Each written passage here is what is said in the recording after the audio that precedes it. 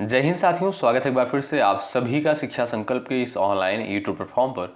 कैसे हैं आप सभी साथी? आशा करते हैं कि आप लोग बहुत ही अच्छे होंगे, स्वस्थ होंगे।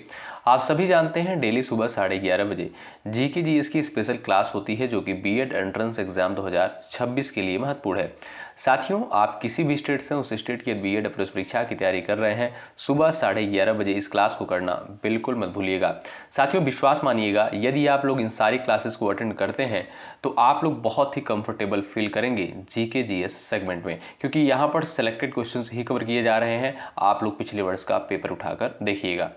तो आइए शुरुआत करते हैं बिना किसी देरी के। आप लोग हर एक क्वेश्चन का आंसर देते हुए चलिएगा कमेंट बॉक्स में। चलिए शुरू करते हैं भाई। अंतर्राष्ट्रीय महिला दिवस प्रत्येक वर्ष किस तिथि को मनाते हैं? ऑप्शंस आपके सामने दिए गए हैं और इस क्वेश्चन पर आप लोग डबल स्टार लगा लीजिए। ये क्वेश्चन जो है कई बार परीक्षा में आ चुका है। बताएं, अंतर्राष्ट्रीय महिला दिवस। साथियों ध्यान दीजिएगा, प्रत्येक वर्ष 8 मार्च को अंतर्राष्ट्रीय महिला दिवस के रूप में मनाया जाता है। बी ऑप्शन बिल्कुल राइट आंसर हो जाएगा। साथियों, इसे जो है महिलाओं के अधिकार, समानता और सम्मान के लिए मनाया जाता है। तो बी ऑप्शन वाले दोस्त यहाँ पर बिल्कुल राइट हो जाएंगे। क्वेश्चन नंबर दूसरा देखिए, भारतीय दंड संहिता यानी आईपीसी जो है किसने तैयार किया था? मोस्ट इंपॉर्टेंट सवाल ये भी है।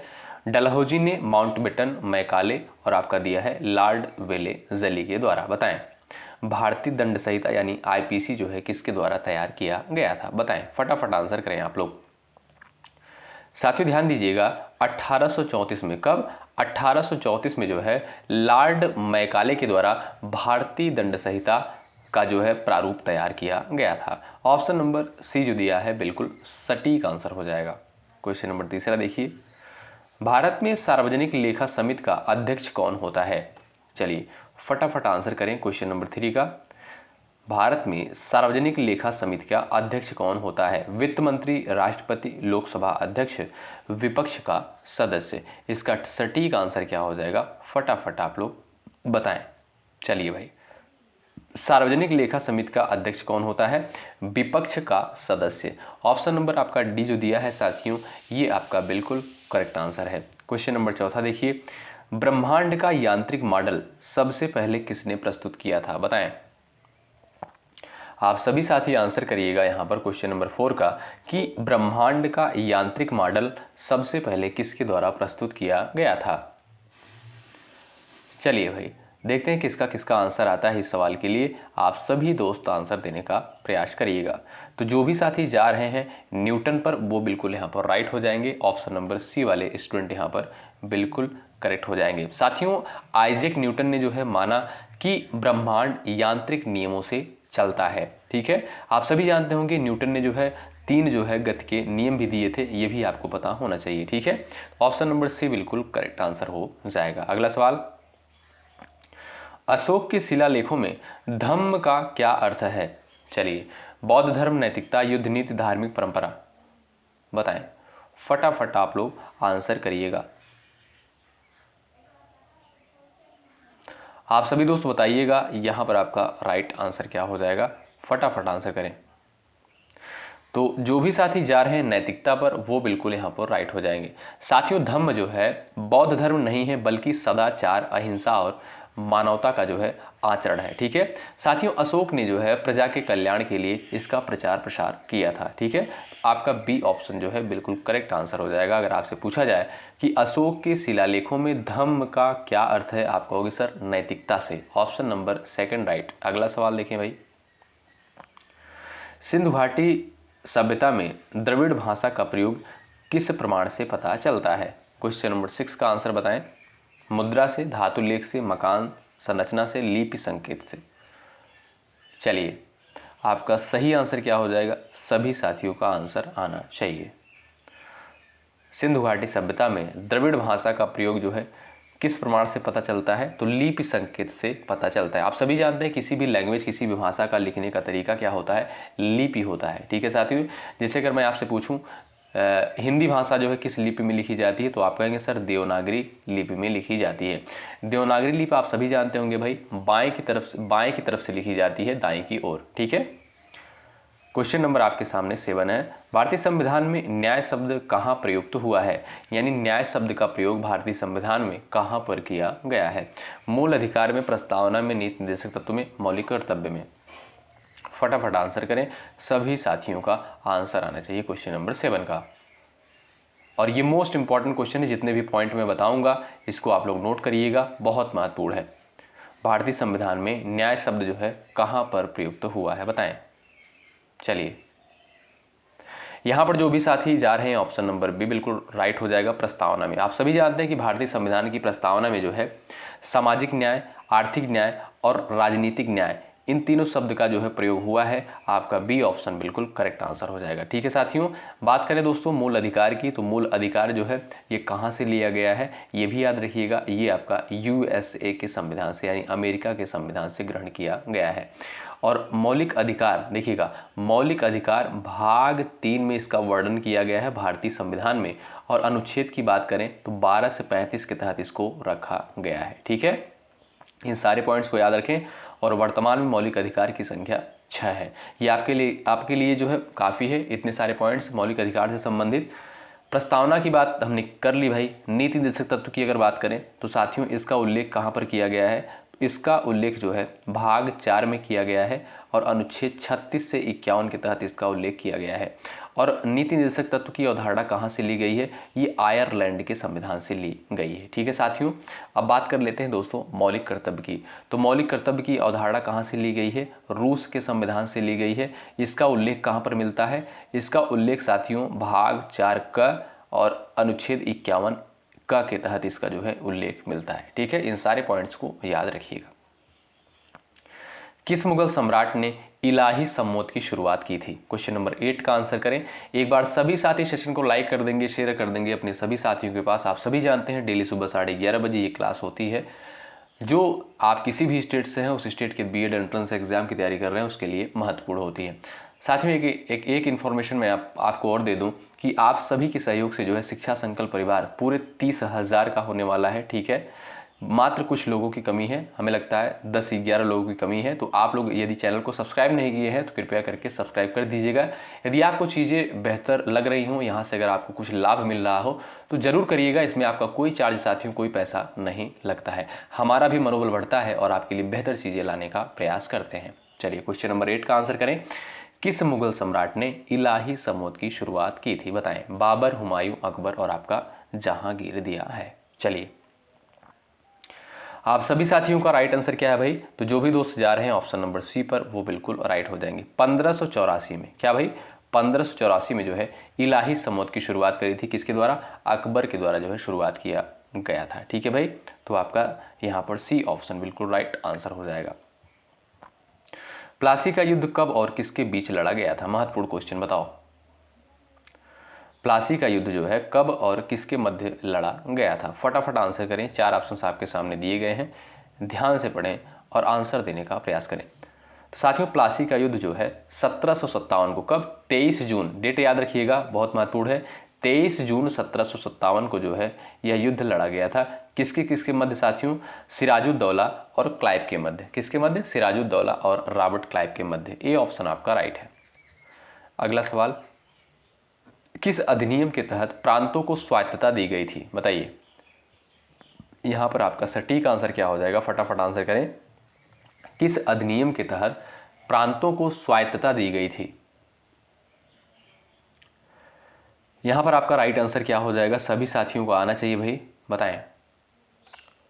तो जो भी साथी जा रहे हैं 1935 के अधिनियम पर, वो भाई बिल्कुल राइट है, उनका ऑप्शन नंबर सी बिल्कुल यहाँ पर करेक्ट हो जाएगा। ठीक है भाई, आगे बढ़ते हैं दोस्तों और क्वेश्चन नंबर 11 देखते हैं। भारत में प्रथम महिला मुख्यमंत्री कौन थी, बताइए। क्वेश्चन नंबर 11 का आंसर करें। भारत में प्रथम महिला मुख्यमंत्री कौन थी और ये किस राज्य की मुख्यमंत्री बनी थी, ये भी आप लोग आंसर कर सकते हो, फटाफट बताएं। चलिए भाई, तो सुचेता कृपलानी, याद रखिएगा ऑप्शन नंबर सी आपका बिल्कुल राइट आंसर हो जाएगा। अच्छा, ये किस राज्य की मुख्यमंत्री बनी थी, उत्तर प्रदेश की। कहाँ की भाई, उत्तर प्रदेश की। और आपसे अगर पूछा सॉरी साथियों, थोड़ा सा गले में दिक्कत है क्योंकि जुकाम है भाई, ठीक है, मैनेज करिएगा। अगर आपसे सवाल पूछा जाए कि भारत की पहली महिला राज्यपाल कौन थी, तब आप कहोगे सर सरोजनी नायडू। कौन, सरोजनी नायडू। ठीक है, अगला सवाल, ट्रेड यूनियन को मान्यता किस अनुच्छेद के अंतर्गत प्राप्त है? बताइए। क्वेश्चन नंबर 12 का आंसर करिए। क्वेश्चन नंबर 12 का राइट आंसर क्या हो जाएगा? ट्रेड यूनियन को मान्यता किस अनुच्छेद के अंतर्गत प्राप्त है? तो अनुच्छेद 19(1)(c) के अंतर्गत प्राप्त है। ऑप्शन नंबर बी जो दिया है यही आपका बिल्कुल सटीक और सही उत्तर हो जाएगा। ठीक है साथियों, गिल्ट एज सिक्योरिटीज का संबंध किससे है? बताइए। गिल्ट एज सिक्योरिटीज का संबंध जो है किससे है? शेयर बाजार से, सोने के ब्रांड से, और सरकारी प्रतिभूतियों से, विदेशी निवेश से। चलिए, यहाँ पर आपका जो सही आंसर हो जाएगा साथियों, सरकारी प्रतिभूतियों से। ऑप्शन नंबर सी आपका राइट है। अगला सवाल, पंचायती राज प्रणाली में वित्त आयोग का गठन किसके द्वारा किया जाता है? बताएं। क्वेश्चन नंबर 14 का आंसर करें। पंचायती राज प्रणाली में वित्त आयोग का गठन किसके द्वारा किया जाता है? क्वेश्चन नंबर 14 का राइट आंसर क्या हो जाएगा? एक बार सभी साथी कोशिश करिएगा। राज्यपाल, राष्ट्रपति, केंद्र सरकार, और आपका दिया है मुख्यमंत्री। तो आप सभी साथियों को पता होना चाहिए ऑप्शन नंबर आपका यहाँ पर कौन सा राइट हो जाएगा भाई? राष्ट्रपति के द्वारा। क्या भाई? राष्ट्रपति के द्वारा। बी ऑप्शन बिल्कुल करेक्ट आंसर होगा। अगला सवाल, चोल साम्राज्य की नौसेना शक्ति का प्रमुख प्रमाण कौन सा है? चलिए, यहाँ पर आपका सटीक आंसर क्या हो जाएगा? सभी साथी आंसर करिएगा।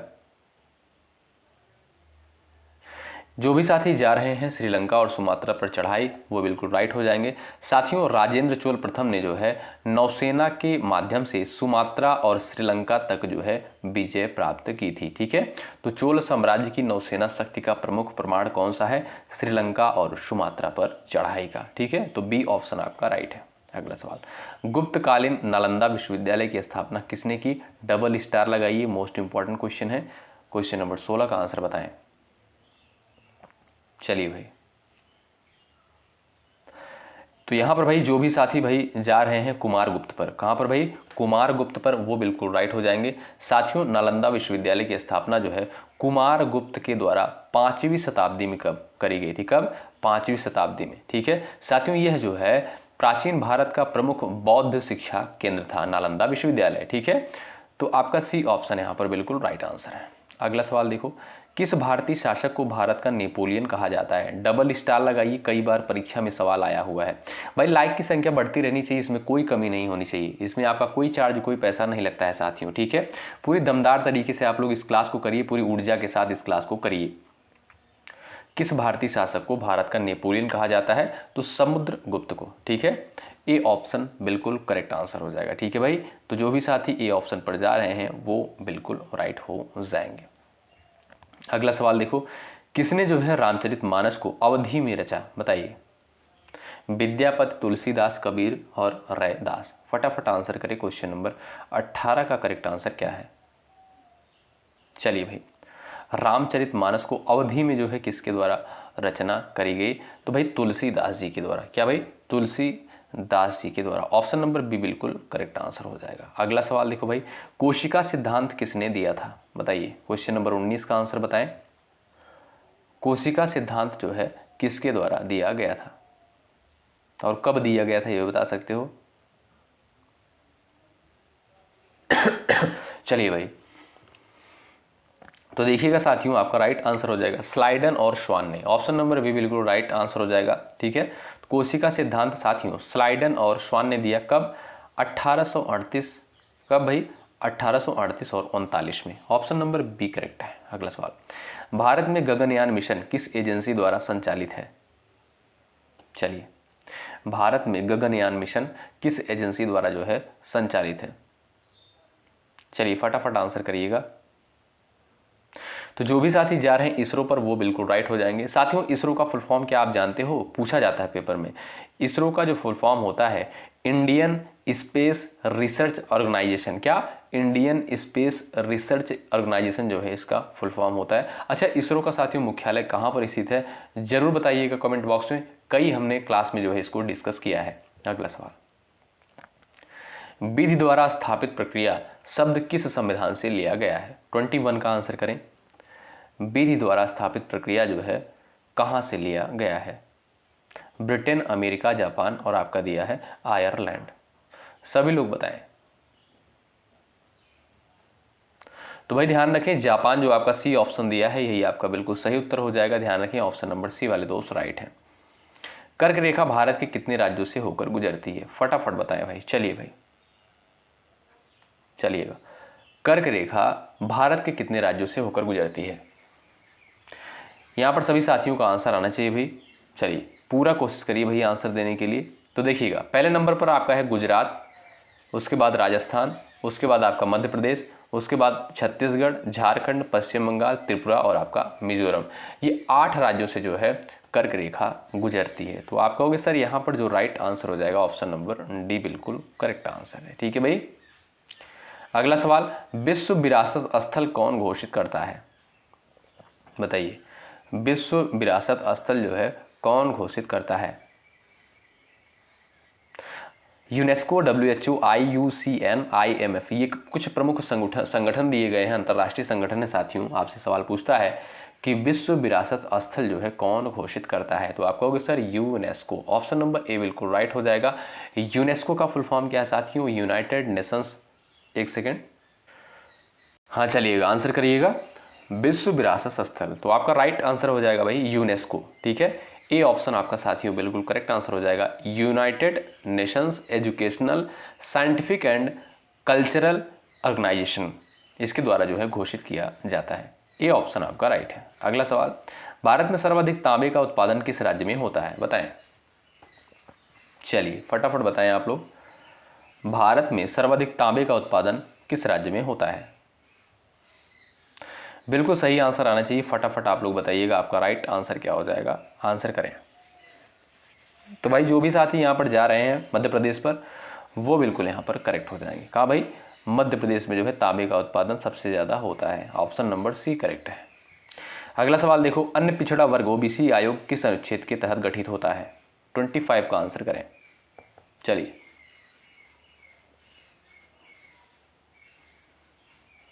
फटाफट बताएं भाई, अन्य पिछड़ा वर्ग यानी OBC आयोग किस अनुच्छेद के तहत गठित होता है? तो अनुच्छेद 344 के तहत। अनुच्छेद 344 के तहत। अनुच्छेद 340 हो जाएगा साथियों। बी ऑप्शन आपका बिल्कुल करेक्ट आंसर है। अगला सवाल, बॉक्साइट किस धातु का अयस्क है? बताएं। 26 का आंसर करें। बॉक्साइट जो है किस धातु का अयस्क होता है? तांबा, टिन, एल्यूमिनियम, लोहा। चलिए फटाफट आंसर करें। बॉक्साइट किस धातु का अयस्क होता है? तो आप देखिएगा साथियों राइट आंसर हो जाएगा आपका क्या भाई? एल्यूमिनियम। ऑप्शन नंबर सी बिल्कुल करेक्ट आंसर हो जाएगा। और बॉक्साइट का उत्पादन जो है कहाँ पर साथियों होता है? आप जानते होंगे। इसके जो प्रमुख क्षेत्र हैं ये याद रखिएगा। इसका जो आपका प्रमुख क्षेत्र है ध्यान रखिएगा, झारखंड हो गया आपका, उड़ीसा हो गया और आपका छत्तीसगढ़ हो गया। ठीक है। अगला सवाल देखिए, भारत में सबसे पुराना पर्वत कौन सा है? सबसे पुराना पर्वत कौन सा है बताओ। और इसका जो है मुख्य शिखर कौन सा है ये भी आप बता सकते हो, बहुत महत्वपूर्ण है। तो साथियों जो सबसे पुराना पर्वत है वो है आपका अरावली पर्वत। और इसका जो सबसे उच्च शिखर है यानी सबसे मुख्य शिखर है उसे बोलते हैं साथियों गुरु शिखर। क्या? गुरु शिखर बोलते हैं। अगला सवाल, सर्वोच्च न्यायालय की स्थापना किस अधिनियम के तहत हुई थी? मोस्ट इंपॉर्टेंट क्वेश्चन, अभी कल की क्लास में हमने इसको शायद डिस्कस किया था। क्यों भाई बताओ। चलिए, सर्वोच्च न्यायालय की स्थापना जो है किस अधिनियम के तहत करी गई थी? तो 1773 के रेगुलेटिंग एक्ट के तहत जो है सर्वोच्च न्यायालय की स्थापना करी गई थी। याद रखिएगा कब? 1774 में। 1774 में करी गई थी। और किस एक्ट के तहत? 1773 के एक्ट के तहत। कहाँ पर साथियों? बंगाल में। अगला सवाल, नागार्जुन सागर बांध किस नदी पर है? बताइए। चलिए, नागार्जुन सागर बांध जो है किस नदी पर है? चलिए आप सभी का राइट आंसर क्या हो जाएगा बताएं। नागार्जुन सागर बांध जो है ये आपका किस नदी पर स्थित है? साथियों ये आपका जो है कृष्णा नदी पर है। कहां पर? कृष्णा नदी पर। और कहां पर स्थित साथियों? आंध्र प्रदेश में। कहां पर? आंध्र प्रदेश में। अगला सवाल देखो, राष्ट्रीय राजमार्ग का रख रखाव कौन करता है? राष्ट्रीय राजमार्ग का जो है रख रखाव कौन करता है? आप लोग आंसर करें। चलिए, तो आपका राइट आंसर हो जाएगा साथियों NHAI के द्वारा जो है राष्ट्रीय राजमार्ग का रखरखाव किया जाता है। NHAI का फुल फॉर्म साथियों क्या होता है? National highways authority of India. क्या भाई? National highways authority of India के द्वारा जो है इसका रखरखाव किया जाता है राष्ट्रीय राजमार्ग का। गुरुत्वाकर्षण का नियम जो है किसने प्रतिपादित किया था? आप लोग आंसर करिए। चलिए, गुरुत्वाकर्षण का नियम जो है किसके द्वारा प्रतिपादित किया गया था? क्वेश्चन नंबर 31 का आंसर आप लोग बताएं। तो आप सभी साथियों को पता होना चाहिए, ऑप्शन नंबर बी बिल्कुल करेक्ट आंसर हो जाएगा। बिल्कुल सिंपल सा क्वेश्चन है, ठीक है। अगला सवाल देखो, किस अधिनियम में जो है बाइकैमरल लेजिस्लेटर की शुरुआत हुई? किस अधिनियम में बाइकैमरल लेजिस्लेटर की शुरुआत हुई? बताएं। सही आंसर क्या हो जाएगा? फटाफट आंसर बताएं आप लोग। चलिए साथियों, बाइकैमरल लेजिस्लेटर इसका हिंदी में मतलब क्या हो जाएगा? द्विसदनी विधानमंडल, ठीक है, यानी द्विसदनी विधायिका आप कह सकते हो, ठीक है। तो इसकी शुरुआत दोस्तों कब हुई? 1919 में, 1919 के अधिनियम के द्वारा। ऑप्शन नंबर बी जो दिया है बिल्कुल करेक्ट आंसर हो जाएगा। अगला सवाल देखें, सवाल नंबर 33 है, विश्व पृथ्वी दिवस कब मनाया जाता है? 33 का आंसर बताएं आप लोग। विश्व पृथ्वी दिवस जो है कब मनाया जाता है? और विश्व जल दिवस कब मनाते हैं ये भी बताइएगा, बहुत महत्वपूर्ण है। तो ध्यान रखें आप लोग भाई, 22 अप्रैल को, कब भाई? 22 अप्रैल को विश्व पृथ्वी दिवस के रूप में मनाया जाता है और 22 मार्च को जो है विश्व जल दिवस के रूप में मनाते हैं। इन दोनों प्रश्नों को आप लोग ध्यान रखें। अगला सवाल, भारत में सबसे पहले रेलवे जो है कब चली? बताइए, भारत में जो है सबसे पहले रेलवे कब चली? चलिएगा साथियों, याद रखें, बहुत महत्वपूर्ण सवाल है। 16 अप्रैल 1853 को, कब? 16 अप्रैल 1853 को पहली बार रेलवे चली थी। कहाँ से कहाँ तक? मुंबई से ठाणे। कहाँ से? मुंबई से ठाणे तक जो है पहली बार 16 अप्रैल 1853 को रेल चली थी। कितनी दूरी तक भाई? 34 किलोमीटर दूरी तक, ठीक है। अगला सवाल, तंबाकू निषेध के लिए WHO द्वारा घोषित दिवस कौन सा है? चलिए, यानी तंबाकू निषेध दिवस कब मनाया जाता है? WHO का फुल फॉर्म दोस्तों आप जानते होंगे भाई, वर्ल्ड हेल्थ ऑर्गेनाइजेशन इसका फुल फॉर्म होता है, ठीक है। इसका मुख्यालय कहाँ पर स्थित है? आप लोग छापिएगा कमेंट बॉक्स में, कई बार हमने आपको बताया है। WTO हो गया आपका, WHO हो गया, UNO हो गया, कई बार हमने आपको बताया है। आप लोग आंसर करिएगा कि WHO का मुख्यालय कहाँ पर स्थित है।